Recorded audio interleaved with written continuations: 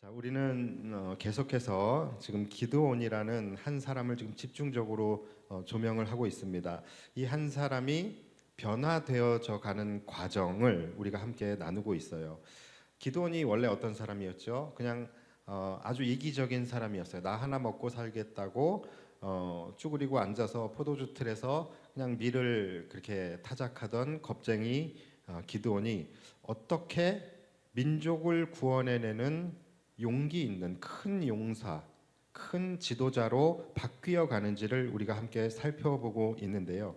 우리가 이 기드온의 이야기 속에서 우리가 집중해야 할 것이 있어요. 집중해야 할 것은 뭐냐면 기드온이라는 사람이 바뀌어지는 그 삶의 스토리, 그 삶의 이야기에 집중하면 안 되는 거예요. 우린 어디에 집중해야 합니까? 기드온이 어떻게 변화가 되었는지, 그 변화의 중심에는 무엇이 있었길래 무엇이 기드온이라는 그 사람을 변화시켰고 또 무엇이 기드온이라는 그 사람의 인생을 변화시켰는지, 그 인생을 전혀 다른 인생으로 바꿀 수가 있었는지, 이 부분에 대해서 여러분들이 그 비밀을 캐치할 수 있어야 되는 것입니다. 자, 그래서 여러분들이 이 사사기뿐만이 아니라 모든 성경을 읽으실 때에는 반드시 우리 안에 지혜와 지식이 필요합니다. 아무리 성경을 많이 봐도요, 아무리 오랜 시간을 본다 할지라도 그 말씀 속에서 하늘의 비밀을 우리가 깨닫지 못하고 그것을 캐치하지 못하고 삶의 원리, 축복의 비밀, 은혜의 열쇠, 이러한 것들을 우리가 그것을 캐내어 가져가지 못하면 성경을 읽는 것이 아무 의미가 없는 거예요. 아무리 많이 읽어도 그러면 내 삶에 그 어떠한 일도 일어나지 않아요. 어떠한 변화, 어떠한 능력, 이러한 것이 다 일어나지가 않게 되는 것입니다. 그래서 우리는 하나님의 말씀을 읽을 때에도 반드시 지혜와 지식이 필요합니다. 그러면 성경을 읽는 것도 지혜가 필요하고 지식이 필요하다라고 한다면, 그러면 좀 지식이 좀 많고 똑똑한 사람들이 성경을 읽을 때 더 유리하겠네요. 또 성경을 읽으면서 문맥을 잘 이해하고 또 독해력이 좋은 사람들, 그런 사람들이 더 은혜에 더 빨리 더 가까이 나아갈 수 있겠네요. 그런 생각을 하면서 혹시 좌절하시는 분들이 계실 수도 있습니다. 자, 그런데 맞아요, 여러분. 말씀을 읽을 때에는 반드시 지혜와 지식이 필요합니다. 자, 그런데 여러분들이 혹시 그렇지 않다 할지라도 여러분들이 전혀 걱정하실 필요가 없습니다. 제가 말씀드리는 지혜와 지식은 세상의 지혜와 지식이 아니에요. 제가 말씀드리는 지혜는 바로 하늘에서 성령님께서 내려주시는 지혜를 이야기하는 것입니다. 그리고 제가 말씀드리는 지식은 세상의 지식이 아니라 하나님을 아는 지식을 말씀을 드리는 거예요. 그런데 많은 분들이 이제 하나님을 아는 지식과 성경을 아는 지식을 헷갈려요. 그런데 성경을 아는 지식이 아닙니다. 하나님을 아는 지식이에요. 자, 그렇다면 제가 여러분들에게 성경을 읽을 때에 필요한 지혜와 지식, 자, 이것은 여러분 우리의 힘과 또는 우리의 의지와 노력으로 얻을 수 있습니까? 없습니까? 얻을 수 없는 거예요. 그렇죠? 지혜는 성령님께서 주셔야지만 얻을 수 있는 거예요. 또 하나님을 아는 지식도 마찬가지예요. 하나님께서 자신을 계시해 주시고 깨닫게 해 주시는 만큼 우리는 하나님을 알 수 있는 지식이 생길 수 있는 것이죠. 그러니까 성경을 아는 지식과 하나님을 아는 지식이 다른 이유는 바로 그것 때문입니다. 여러분, 성경을 아는 지식은요, 내가 의지만 있으면, 그리고 내가 노력만 하고 시간 투자하고 그러면 성경을 아는 지식은 얼마든지 우리가 쌓을 수 있습니다. 그런데 하나님을 아는 지식은 우리가 노력한다고 해서 얻을 수 있는 것이 아니에요. 그것은 하나님이 주셔야지만 우리는 얻을 수 있는 지식입니다. 그래서 우리가 하나님의 말씀을 읽을 때에 반드시 성령께서 주시는 지혜, 그리고 또 하나님이 자신을 알게 하시는 지식, 하나님을 아는 지식, 그것이 있어야지만 우리가 그 말씀 속에서 하늘의 비밀을 깨닫고 캐치할 수 있는 거예요. 그 말씀 속에서 삶의 원리와 축복의 비밀을 깨달을 수 있다라는 것이죠. 그래서 우리가 성경을 읽는 능력은 어찌 보면은 은사의 관점에서 우리가 볼 수 있어야 돼요. 여러분, 은사라는 것이 뭡니까? 은사는 내가 노력하지 않아도 하늘에서부터 주어지는 임파테이션, 하늘에서부터 주어지는 능력이에요. 그래서 지혜와 지식의 은사라고 이야기하잖아요. 이 지혜와 지식의 은사는 세상의 지혜와 지식이 아니에요. 성령께서 주시는 지혜, 또 하나님께서 하나님을 깨닫게 하시는 지식의 은사가 있어야 되는 거예요. 이것을 또 다른 말로 하면은 우리가 뭐라고 이야기합니까? 지혜와 계시의 영이라고 이야기를 하는 거예요. 여기서 말하는 그 지혜는 성령께서 부어주시는 지혜이고, 또 계시의 영은 뭡니까? 하나님이 자신을 나타내시는 것을 뭐라 그래요? 계시라고 하죠. 계시가, 이 땅에 계시는 뭐가 있습니까? 하나님이 자신을 나타내는 계시는 하나님의 말씀, 성경밖에 없어요. 그러니까 이 성경을 깨닫게 해주시는 영, 그것이 계시의 영인 거예요. 그래서 우리는 하나님의 말씀을 읽을 때마다 우리는 반드시 그 전에 하나님께 기도하고 말씀을 읽어야 되는 거예요. 그래서 하나님, 제가 이제 하나님의 말씀을 대하고 묵상하려고 합니다. 하나님, 내가 읽는 말씀마다 성령께서 조명하여 주시고, 또 나에게 지혜와 계시의 영을 더하여 주셔서 이 말씀 속에 숨겨져 있고 녹아져 있는 하늘의 비밀을 캐치해내게 해주십시오. 깨닫게 해주십시오. 삶의 원리, 축복의 비밀, 축복의 열쇠, 이것을 깨닫게 해주옵소서. 이런 기도를 여러분들이 반드시 드리고 그 다음에 성경을 읽으셔야 돼요. 그럴 때에 여러분들이 깨달아지는 것이 다르고 부어지는 은혜가 다를 수 있게 되는 것입니다. 그리고 그 모든 것들은 우리가 삶의 원리, 삶의 비밀, 이 모든 것들은 다 무엇을 통해서 우리가 얻을 수 있는 겁니까? 하나님의 말씀밖에 없어요. 세상에 많은 강연들이 있어요.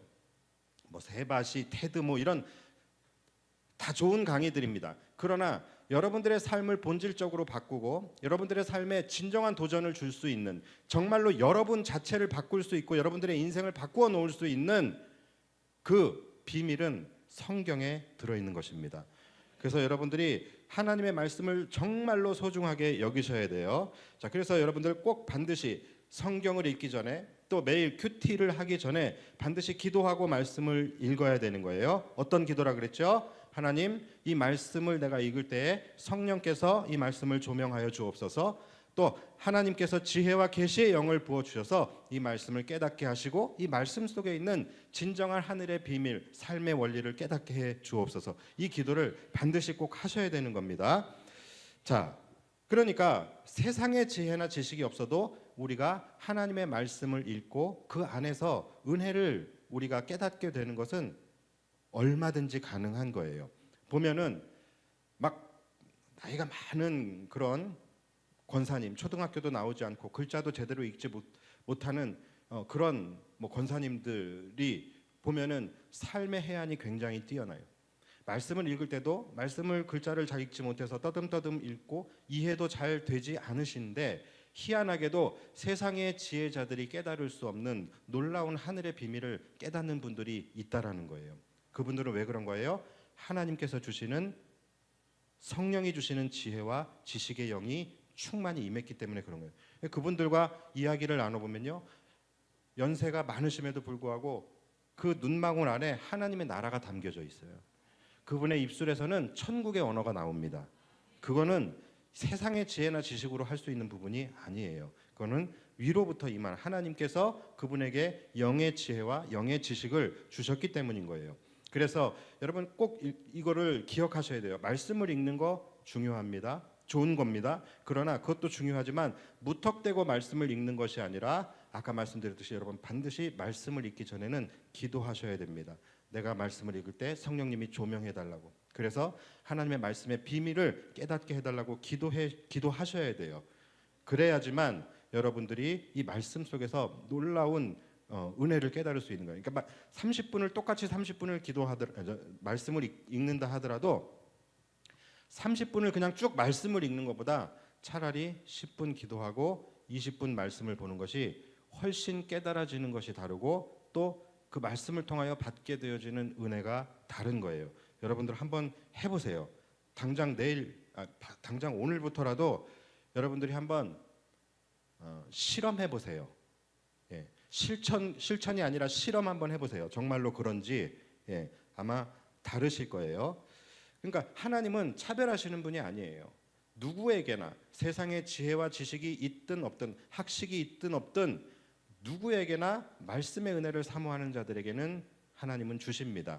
그러니까 여러분 말씀을 읽을 때마다 하나님의 은혜를 꼭 사모하면서 그렇게 읽으시기 바랍니다. 제가 딴 데로 이야기 새는 거 참 싫어하는데 이 부분은 정말로 중요한 부분이라서 잠깐 삼천포로 이렇게 좀 들려봤습니다. 자, 다시 돌아가서요. 우리가 이 기드온에 대한 이야기를 묵상할 때도 마찬가지예요.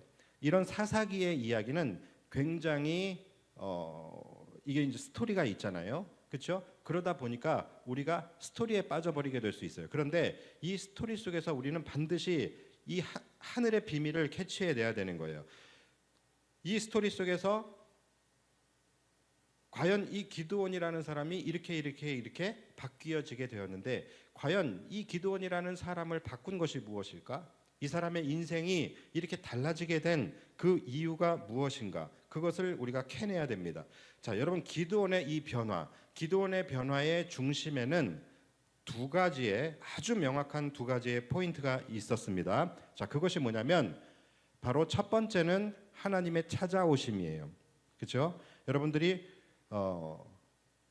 이 사사기 6장의 말씀을 쭉 읽어보시면은 여러분들도 충분히 캐치해낼 수 있습니다.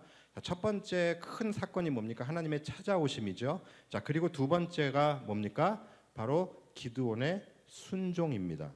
그렇죠? 자, 그렇다면 우리는 이 사사기 6장의 말씀, 기드온의 이야기를 우리가 묵상하면서 삶에서의 가장 중요한 원리 하나를 우리는 세울 수가 있는 거예요. 자, 나라는 사람이 변화되어지고 나라는 사람의 인생이 바뀌어지기 위해서는 반드시 이 두 가지가 충족되어져야 한다. 반드시 내 인생 속에서도 이 두 가지의 사건이 일어나야 한다라는 것입니다. 그것이 뭡니까? 첫 번째는 하나님의 찾아오심이에요. 그것이 내 인생 속에서 일어나야 되는 거예요. 그리고 두 번째는 뭡니까? 나의 순종이에요. 자, 이 두 가지가 충족되어질 때 나라는 사람이 변화되어질 수 있어요. 그리고 내 인생이 바뀌어질 수 있게 되는 것입니다. 자, 그렇다면 이 두 개, 하나님의 찾아오심. 자, 그런데 그나마 그 두 개인데 그 둘 중에 하나는 내가 할 수 있는 일이 아니에요. 그렇죠? 첫 번째 하나님의 찾아오심. 여러분 이건 누가 하는 겁니까? 하나님이 하시는 거예요. 그렇죠? 기드온이 하나님 찾아갔습니까? 아니죠. 하나님이 기드온을 찾아오셨어요. 그러니까 하나님의 찾아오심은 내가 할 수 있는 내 의지로 할 수 있는 것이 아니라 하나님이 찾아오셔야만 하는 것입니다. 자, 그렇다면 제가 여러분들에게 여쭤볼게요. 여러분들의 인생에 하나님이 찾아오셨습니까? 정말로 찾아오셨습니까? 언제? 어떻게 만났어요? 자, 여러분들이 일단은 아멘을 해야 할 것 같아. 그러니까 아멘을 하신 건 참 잘하신 거예요. 그런데 여기서 우리가 대답을 하지 못한다. 이건 정말로 문제 있는 거예요. 여러분, 하나님이 우리를 찾아오십니까? 하나님은 언제나 우리를 찾아오십니다. 내가 문 밖에 서서 문을 두드리노니. 그러니까 하나님은 언제나 우리를 찾아오셔요. 여러분이 하나님을 믿게 된 것, 여러분 이것도 여러분이 하나님을 찾아가서 믿게 된 거예요? 아니에요. 하나님이 먼저 여러분을 사랑하셨고 하나님이 먼저 여러분들을 찾아오신 거예요. 그래서 여러분들이 하나님을 믿게 된 것이고 하나님의 백성이 된 것입니다.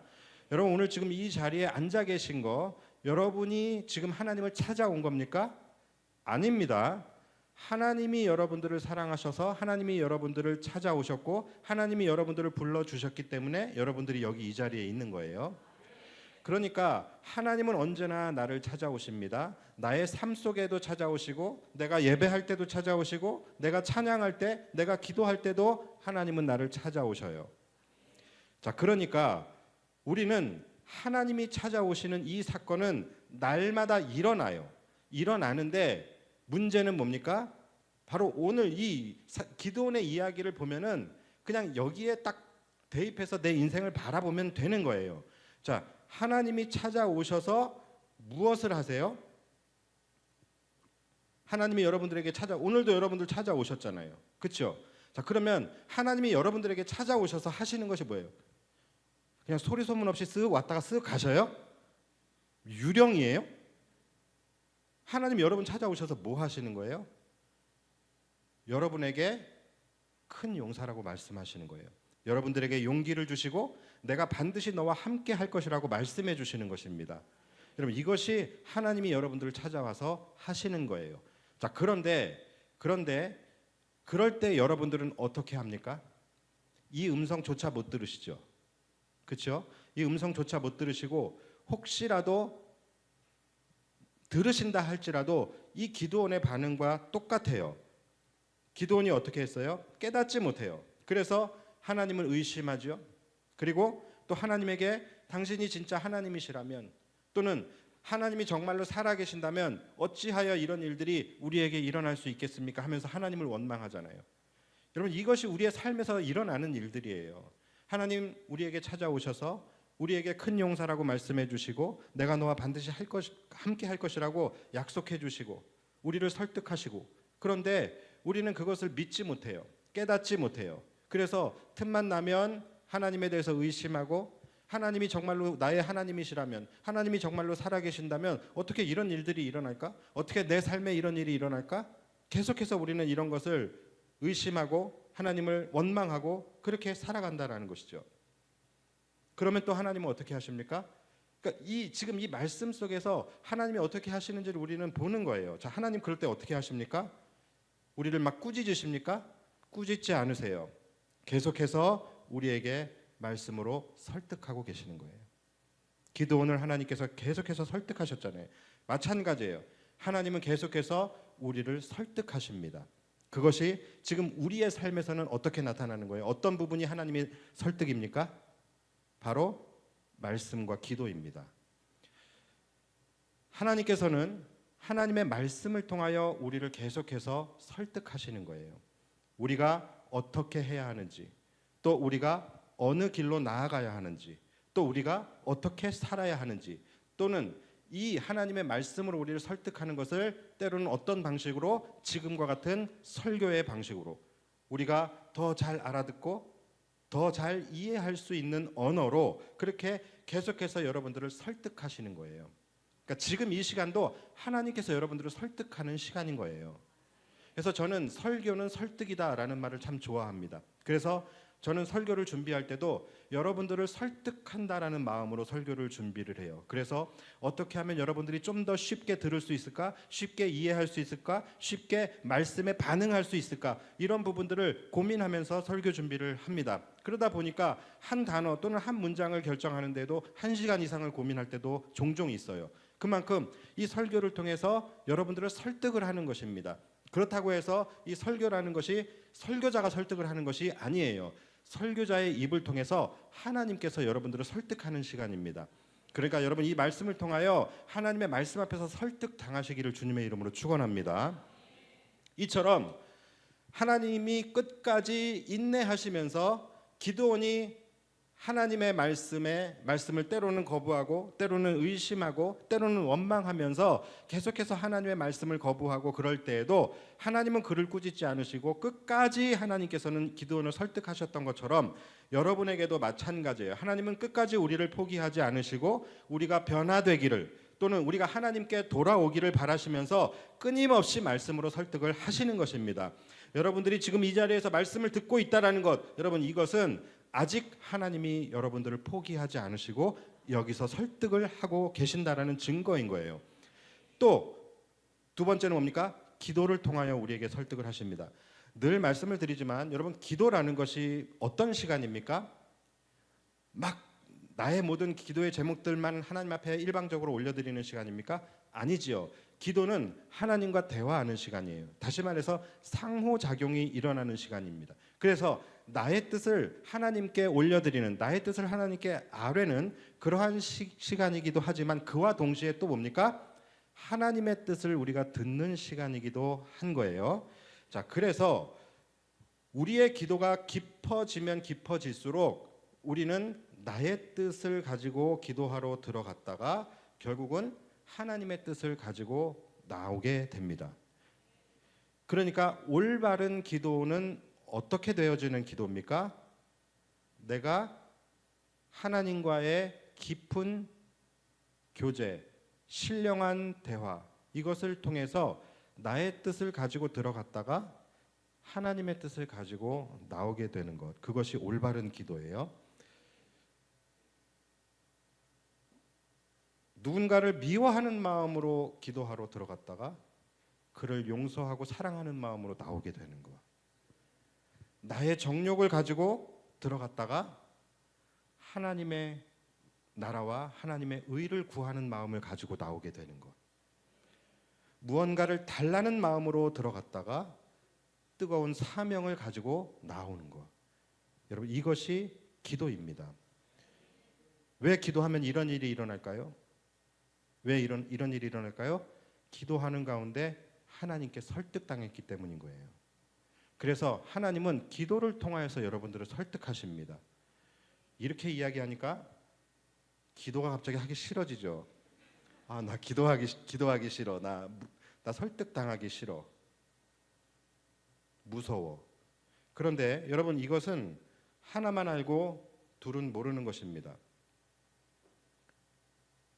여러분, 설득당해야지만, 하나님으로부터 설득당해야지만 그때부터 여러분들의 인생이 바뀌게 되고 그때부터 여러분들의 인생이 축복이 시작이 되는 거예요.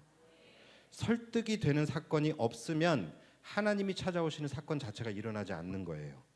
그러면 내 삶의 변화는 일어나지 않습니다.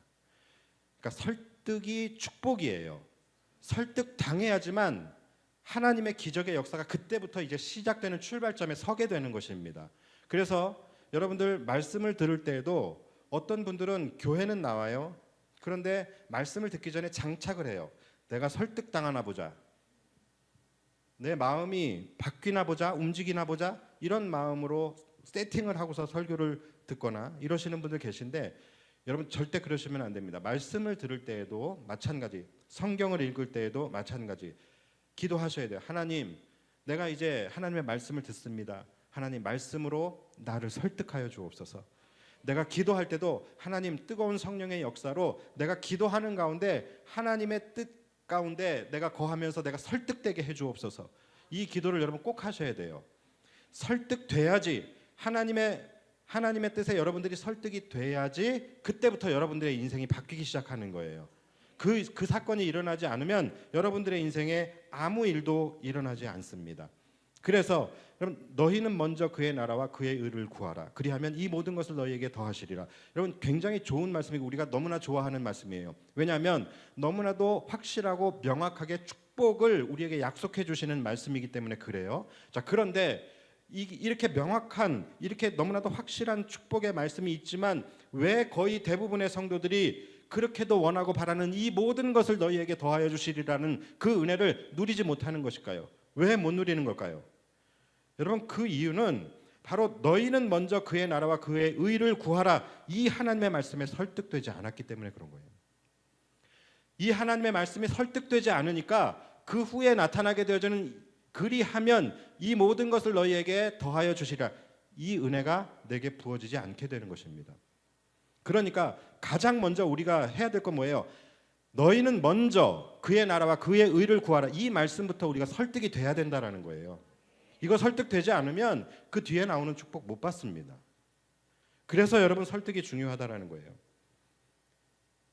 사람마다 물론 다르겠지만 예배 때마다, 설교 때마다, 찬양할 때마다, 기도할 때마다 계속해서 설득당하는 분들이 있어요. 계속해서 때로는 가슴을 치며 회개하고 회심하고, 때로는 그 말씀에 도전을 받고, 이렇게 아주 민감하게 예배 때마다 이렇게 설득되시는 분들이 있어요. 가장 훌륭하고 가장 하나님이 기뻐하시는 신앙이에요. 그런데 수십 년을 다니고 수천 번의 말씀을 들어도 단 한 번도 설득되지 않는 분들이 있어요. 강직한 사람이 아니라 가장 불쌍한 사람인 것이죠. 어느 순간 하나님도 포기하실 수 있습니다. 너무 무서운 거예요. 하나님이 포기하시면 그때부터는 이제는 하나님의 말씀을 아무리 들어도 전혀 귀에 들리지 않아요. 내가 기도를 해도요, 하늘과 내가 지금 딱 막혀 있는 느낌이 들어요. 기도가 턱 하고 막혀버리고 뭔가 내 기도가 그냥 공중에서 흩뿌려지는, 막혀 있는 그런 느낌이 들어요. 왜 그런 걸까요? 하나님이 더 이상 설득하지 않으시는 거예요. 하나님이 더 이상 나에게 얘기해 주지 않으시는 거예요. 여러분, 이렇게 되지 않게 되기를 바랍니다. 세상에서는 여러분 설득 당하지 마십시오. 그러나 이 자리에서는 여러분 설득 당하셔야 합니다. 꼭 이게 반대로 되는 사람들이 있잖아요. 반대로. 세상에서는 귀가 종이장보다 얇아요. 콧바람에도 팔랑거리는 팔랑귀. 그래서 옆에서 좀만 무슨 말 하면 그냥 홀라당 넘어가 버려가지고서 이용당하고 사기당하고. 근데 교회 들어와서는 또 귀가 어찌나 두꺼우니 막 오겹살처럼 강력한 막 복음이 뚫고 들어가지를 못해요. 귓볼도 못 건드려요. 이게 반대로 돼야 되는 거예요. 여러분, 세상에서는 귀를 두껍게 하시고 줏대를 가지고 살아가셔야 됩니다. 그러나 교회 와서 말씀을 들을 때는 나의 신념과 줏대를 다 내려놓으시고 귀를 얇게 하셔서 들려오는 하나님의 말씀에 흔들리셔야 돼요. 뒤집어지셔야 됩니다. 무너지고 깨어지셔야 된다는 거예요. 자, 그런데 이 첫 번째 사건, 하나님이 내게 찾아오시고 내가 그분의 말씀에 설득당했어요. 자, 근데 그렇다고 해서 은혜가 시작이 되는 것은 아니에요. 축복이 막 부어지는 것은 아닙니다. 자, 그것은 아까도 말씀드렸지만 축복의 시작점, 출발점에 불과한 거예요. 자, 그렇다면 이제 실제적으로 내 인생 속에서 변화가 일어나게 되고 하나님의 은혜가 부어지게 되는 것은 언제부터 부어지게 됩니까? 바로 두 번째 포인트가 남아 있잖아요. 그렇죠? 기드온에게 나타난 두 번째 포인트 뭐예요? 바로 기드온의 순종이에요. 자, 설득이 되었으면 이제 어떻게 해야 돼요? 행해야 되는 거예요. 그렇죠? 순종해야 되는 것입니다. 그런데 그 행하는 것이 사실은 만만치 않아요. 왜냐하면 하나님께서 나에게 순종을 요구하실 때 그것이 대부분은 내 힘으로 할 수 없는 것을, 내가 하기 너무나도 힘든 것을 요구하시는 경우가 많이 있기 때문이에요. 내가 쉽게 할 수 있는 것들은 이미 순종했겠죠. 그러니까 그것은 설득하실 필요가 없겠죠. 그런데 하나님께서 나를 설득하시고 나에게 어떤 순종을 요구하실 때는 우리가 정말로 순종하기 쉽지 않은 것을 요구하시는 경우들이 굉장히 많아요. 그래서 실제적으로는 이 순종의 단계가 굉장히 어렵습니다. 쉽지 않습니다. 자, 기드온에게도 하나님께서 무엇을 요구하셨어요? 굉장히 어려운 거였잖아요. 우리가 나눴잖아요. 그렇죠? 우상의 제단을 허무는 거예요. 바알을 찍어버리고 아세라상을 찍어버리는 거예요. 이것이 이런 평상시의 기드온 같았으면 절대로 할 수 없는 일이죠. 그렇죠? 자, 그런데 그것을 해야지만 기드온의 인생이 바뀔 수 있는 거예요. 아무리 하나님이 그를 찾아오시고 아무리 그가 하나님의 말씀에 설득이 되어서 하나님을 하나님으로 인정한다 할지라도 그가 순종하지 않았다라고 한다면 그의 인생에는 아무 일도 일어나지 않았을 것입니다. 여러분, 이것을 꼭 기억하시기 바라요. 여러분들의 인생이 정말로 바뀌어지기를 원하고 여러분들의 삶의 지경이 넓어지고 확장되어지기를 원하고 또 여러분 자체가 또 바뀌어지기를 원한다면 반드시 여러분들의 인생에 이 두 가지의 포인트가 있어야 됩니다. 첫 번째는 하나님의 찾아오심이에요. 그리고 두 번째는 순종입니다. 하나님께 설득당하는 것, 그것이 축복의 시작점이다라고 한다면 그 축복을 실제적으로 내 삶에서 실현시키고 작동시키게 되는 작동 버튼이 바로 순종이에요. 근데 대부분의 성도들이요, 첫 번째까지는 갑니다. 말씀을 듣고요, 은혜도 받아요, 도전도 받아요, 설득도 됩니다, 마음속에 감동도 하고 동의도 합니다. 자, 그런데 이 두 번째 순종의 단계에서 작동 버튼이 아니라 발작 버튼을 누르게 돼요. 그래서 이 순종의 시점에서 하나님 왜 이러십니까? 나 못합니다, 못해요. 왜 나한테 이런 걸 시키십니까? 나 이거 하면 망합니다. 나 이거 하면 잘립니다. 나 이거 하면 내 인생이 골로 갑니다. 이러면서 순종해서 펄짝펄짝 뛰면서 발작 버튼을 누르는 거예요. 근데 여러분, 지난 시간에도 말씀드렸지만 우리의 삶이 한번 도약하기 위해서는 우리 안에서 한 번의 위대한 결단은 반드시 필요합니다. 바로 순종의 결단이에요. 기드온이야말로 정말로 할 수 없는 미션이었어요. 하면 그냥 죽는 거예요. 말로 죽는 게 아니라 진짜로 죽는 그런 상황이에요. 그런데 기드온이 그걸 해내잖아요. 그렇게 그가 할 수 없는 그 순종을 해내자 어떻게 됩니까? 뭘 어떻게 돼요? 작동 버튼이라 그랬잖아요. 작동 버튼이 눌려지게 되는 거예요. 그럼 그때부터 이제 뭐가 작동되는 거예요? 하나님의 일하심, 하나님의 역사, 하나님의 기적이 이제 작동되기 시작을 하는 거예요. 그래서 어떤 일이 벌어져요?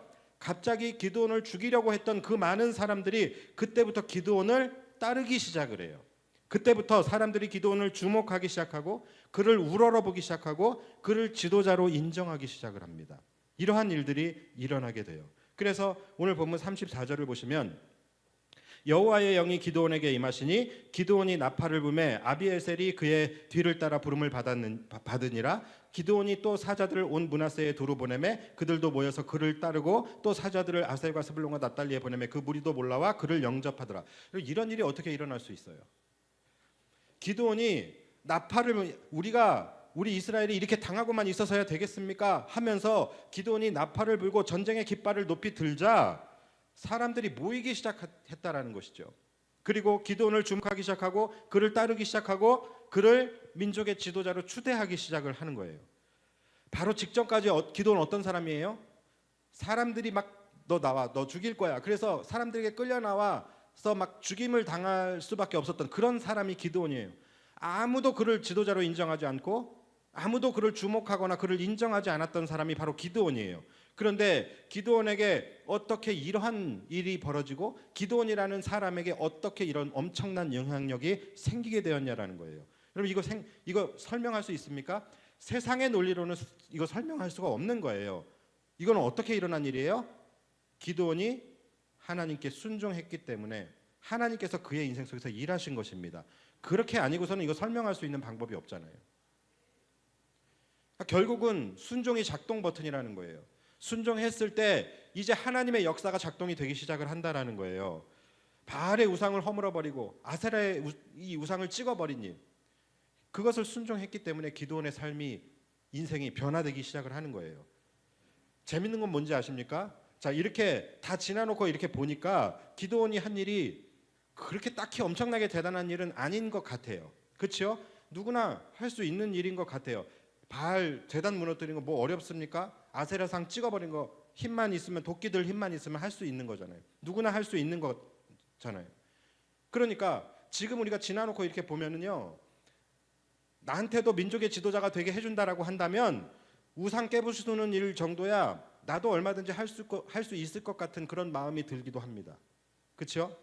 자, 그런데 여러분, 왜 그렇게 쉬운 일인데, 왜 그렇게 누구나 할 수 있는 일인데 왜 그때까지는 그렇게 했던 사람이 없었던 것일까요? 그 이유는 누구나 할 수 있는 일이었지만 그 누구도 하지 않았기 때문이에요. 누구나 할 수 있는 일이었지만 그 누구도 하고 싶어 하지 않았기 때문인 거예요.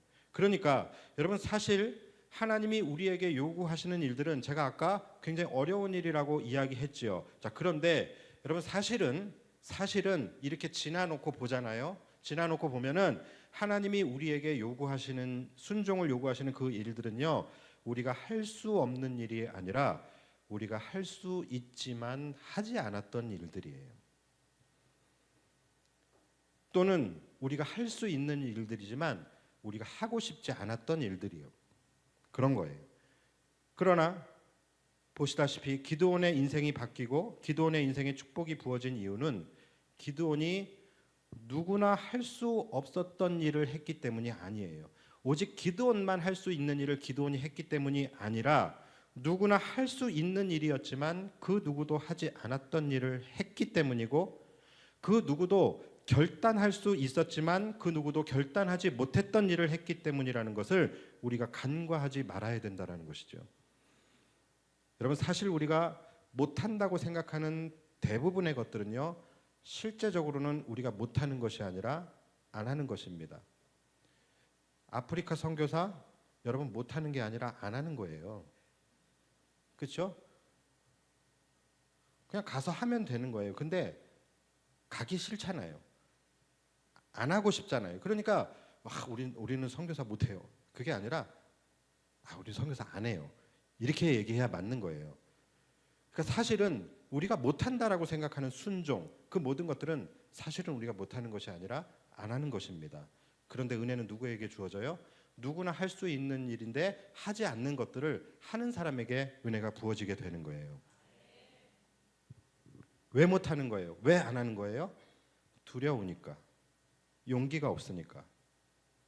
그러니까 여러분, 순종이라는 것이 마치 우리가 할 수 없는 일인데 하나님이 시키시니까 내가 눈물을 흘리면서 고난의 가시밭길을 걷는 것이 순종이라고 생각하시는 분들이 많은데요. 여러분, 그렇지 않아요. 그냥 내가 안 하는 것. 그래서 순종한다는 것은 뭔가 대단히 할 수 없는 일을 하는 것이 순종이 아니라 내가 할 수 있지만 하지 않았던 것들을 내가 결단하고 하는 것, 그게 순종인 것입니다. 그래서 여러분, 은혜와 축복이 어떤 자들에게 주어지는가를 우리가 이 말씀 속에서 잘 캐치해내셔야 돼요. 여러분, 은혜와 축복은요, 누구도 하지 못하는 순종을 한 사람, 그 사람에게 부어지는 것이 아니라 누구나 할 수 있지만 그 누구도 하지 않았던 것을 하는 사람에게 은혜가 부어진다는 것을 여러분 잊지 마시기 바랍니다. 그렇잖아요. 누구나 바알 제단 무너뜨릴 수 있어요. 누구나 아세라상 찍어버릴 수 있다니까요. 그런데 누구나 하지 않았던 거예요. 그것을 기도는 했던 것이고 하니까 그의 삶에 놀라운 변화가 일어나게 된 것입니다. 여러분, 이것이 은혜의 핵심 비밀이에요. 그러니까 여러분들도 순종에 대하여 너무 겁내거나 너무 여러분들이 두려워하지 마십시오. 여러분들의 삶에 변화가 일어나고 여러분들의 인생에 기적이 일어나는, 이건 여러분들이 바라시잖아요. 그런데 여러분들의 인생의 기적이 일어나기 위해서는 말 그대로 기적이 필요한 것이 아니라 결단이 필요한 거예요. 어떤 하늘에서 뭔가 바뀌고 떨어지고 이런 일이 일어나야 여러분들의 인생이 바뀌는 게 아니라 그냥 여러분들의 결단이 필요한 것입니다. 결단하면 그때부터 하나님의 일하심이 시작이 되는 거예요. 누구나 할 수 있는 일이지만 누구나 하지 않는 것, 누구나 하기 싫어하는 것, 그런 것들을 여러분 찾아서 해보십시오. 이것이 은혜의 세계의 틈새 시장이고 블루오션입니다. 교회 안에서도 누구나 할 수 있는 일이지만 누구나 하지 않는 것들이 있잖아요. 그런 거 찾아서 해보세요. 설교 같은 것들.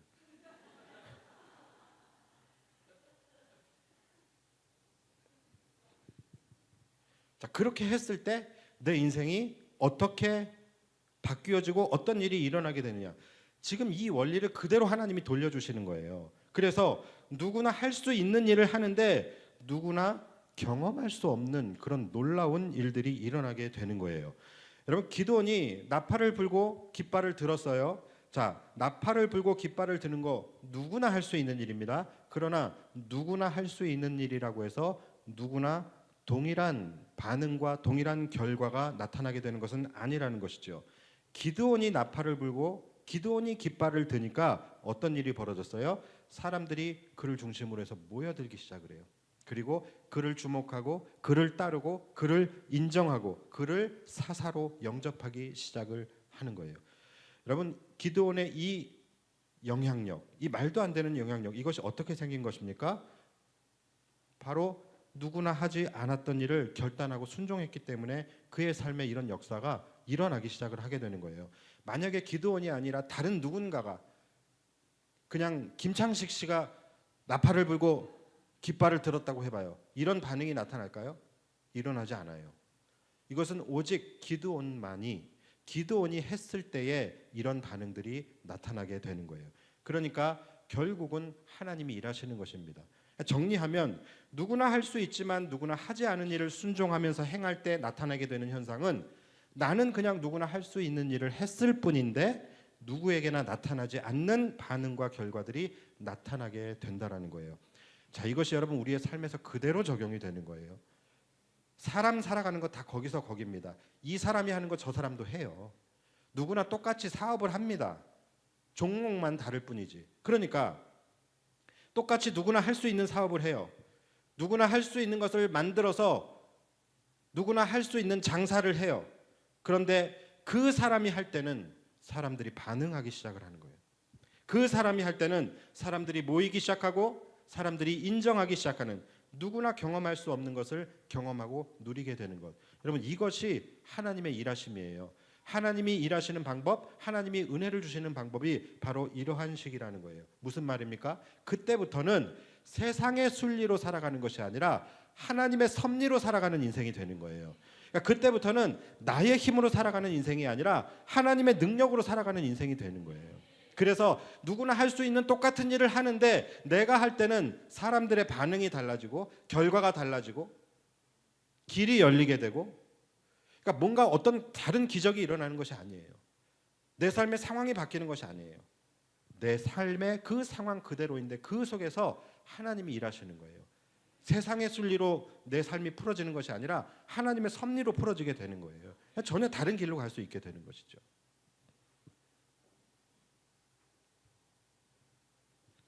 그래서 여러분들 삶에서 이런 은혜들이 체험되어지지 않고 있다라고 한다면 그 이유는 바로 이 기드온의 삶에 나타났던 그 두 가지의 포인트가 내 삶에서 일어나지 않은 거예요. 충족되지 않은 것입니다. 내가 은혜는 받아요. 매 주일마다 매 예배 때마다 나와서 은혜는 받아요. 그런데 순종이 없던지, 한 가지만 일어나는 거죠. 또는 아예 두 개 다 없던지, 그냥 은혜도 없고 순종도 없고. 그러니까 내 삶에서 이런 하나님의 역사가 일어나지가 않는 것이죠. 그러나 괜찮습니다, 여러분. 지금부터라도 여러분들의 인생 속에 이 두 가지 사건을 만드셔야 되는 거예요.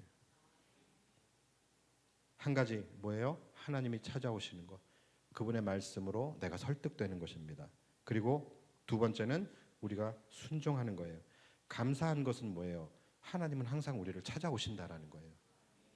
그러니까 하나님은 언제나 그분의 일을 하신다라는 거예요. 문제는 우리가 우리의 일을 하지 않는 거예요. 하나님은 그분의 일을 하시고 우리는 우리의 일을 할 때에 은혜가 임하는 거거든요. 끊임없이 우리의 문을 두드리며 우리를 설득하시고 내가 반드시 너와 함께 하시겠다라는 그분의 말씀에 여러분들이 믿음으로 결단하고 순종하신다면 그때부터 여러분들의 인생 속에 하나님의 일하심이 시작되게 될 줄 믿습니다. 그럴 때 이제 여러분들의 인생은 세상의 순리로 살아가는 그런 인생이 아니라 하나님의 섭리로 살아가는 인생, 내 힘으로 살아가는 인생이 아니라 하나님의 능력으로 살아가는 인생이 시작될 거예요. 시간이 지나서 오늘 여기서 말씀한 양털은 아예 나가지도 못해요. 양털은. 근데 양털 그 사건 그거 봐봐야 별 볼 일 없어요. 그거 그냥 신기하긴 해. 신기하긴 한데 그렇게 은혜가 되는 말씀은 아니에요. 그러니까 봐서 다음 시간에 뭐 시간 되면은 그 말씀도 나누든지 아니면 그냥 각자 집에 있는 양털을 만지는 것으로 그렇게 가름하도록 하겠습니다. 자, 오늘 말씀은 여기서 마치고, 그래서 여러분 꼭 이 여러분들의 인생 안에 이 두 가지의 사건이 일어날 수 있도록 하나님의 찾아오심 그리고 그 말씀에 순종하며 나아가는 것, 여러분 그래서 정말로 누구나 경험할 수 없는 그 하나님의 은혜와 또 하나님이 주시는 놀라운 영적 권위와 영향력, 이것을 가지고 이 세상을 승리하며 살아가시기를 주님의 이름으로 축복합니다.